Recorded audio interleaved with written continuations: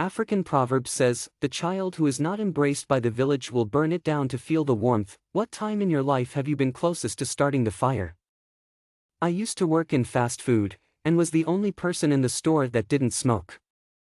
Everyone else got to take a break to smoke, but since I didn't smoke, I wasn't allowed to. Eventually, I spoke to the owner about it and was rebuffed, so I went over their heads to the company board. Owner got his ass chewed out for rebuffing me, and I wound up getting a huge bonus my next paycheck, but when they discovered I reported them, I got fired immediately.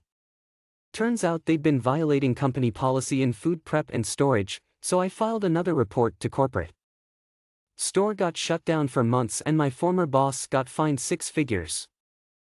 I am in the process of starting a fire now. My negligent and narcissistic mother has pushed me over the edge. In this latest episode, she came into town in October. I took 2 extra days off from work, and it's not easy to recover from being away from my job, and I dropped about $400 over the long weekend on food/entertainment. Come to find out, she's been badmouthing me to my sister and aunt about how I didn't let her stay longer even though my mom never even directly asked to stay longer. She called me on the phone to tell me I made her cry. This, from a woman that didn't brush my hair growing up.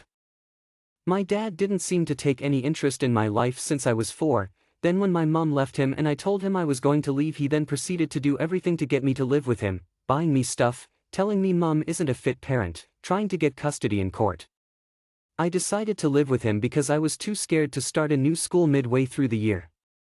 He then dates this woman who was pretty much the catalyst in destroying their marriage and gets mad at me when I don't treat her like a mother.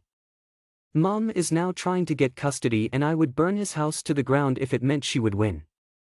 Wife was a senior staff for a local science fiction convention.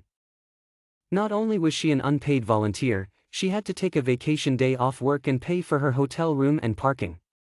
On the morning that the convention started, she was setting up the first of the 3 rooms she was responsible for: manual labor, moving tables, setting up shelves and loading them with stuff, and somebody came in, took her ID badge off her desk, and brought it to the convention's lost and found.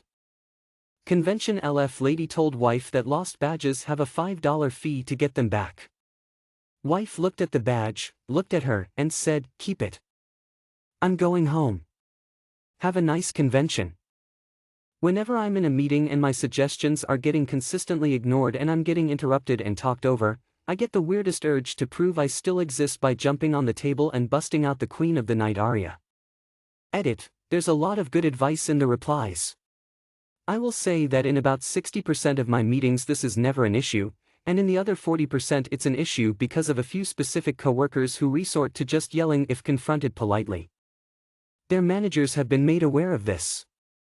Bullied in middle and high school, relentlessly, and occasionally violently. Administration turned their backs on me when I needed help, but was always there to come down on me like a ton of bricks when I made the smallest mistake. Became a loner, went from a straight A student to failing nearly every class. I felt betrayed and abandoned by everyone I trusted to help me at that school. The undiagnosed mental illness didn't help things either. If I had access to weapons back then, I probably would have been a statistic. Luckily this was 20 years ago and I've gotten help through counseling and medication. Grew up with an incredibly privileged but emotionally abusive family. I never really fit in. They would frequently gaslight me with so much, but one that made me feel like I was going crazy was that they all hated each other but would act like I was the only one to fight with anyone else and band together in that. I've moved out now, but there were many nights when I felt like I was going crazy and that I could burn that house down and not look back. Glad I didn't though, always a better way out. Edit: wow, not a huge Redditor, first comment I've had with any real engagement. It's nice to hear there's other people who've dealt with the same stuff and still surviving as well. Nice to know peeps aren't alone in it. Probably my relationship with my dad.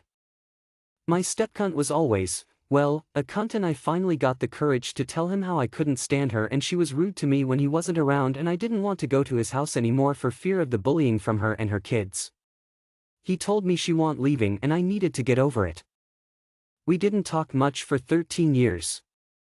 Fast forward to today and she has the audacity to tell people she has granddaughters, my kids, but for the sake of my mending relationship with my dad I don't go and set her straight and tell her to fuck off.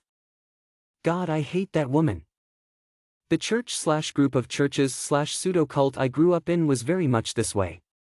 Didn't go to the right school? Shun. Didn't send your kids to the Bible summer camp? Shun. Your kid/spouse/family member sinned in a public way? Shun. Not a married 20-something with 3 kids and actively a leader? Shun. Took me 20 years to see through the bullshit, and another 7 to finally truly feel free. I'd burn all that shit to the ground for the hell they put every person through. Edit. For those asking, I grew up in the Churches of Christ, a fundamentalist group mostly in the southeastern US. Very untwined history with Mormonism though, we actually influenced them a bit. Look up Sidney Rigdon and Alexander Campbell if you want the cliff notes. The time I was working at a psychiatric hospital and the CEO assumed I smoked drugs because I had dreadlocks. I worked hard for those patients and they trusted me. I shielded the hospital from nearly weekly riots of patients. After being unfairly judged and made to look dispensable, I almost set the inmates loose on the asylum. But then, I realized that it was selfish and those people I cared so much about would be punished for fighting my fight for me and basically would be the firewood for my fire.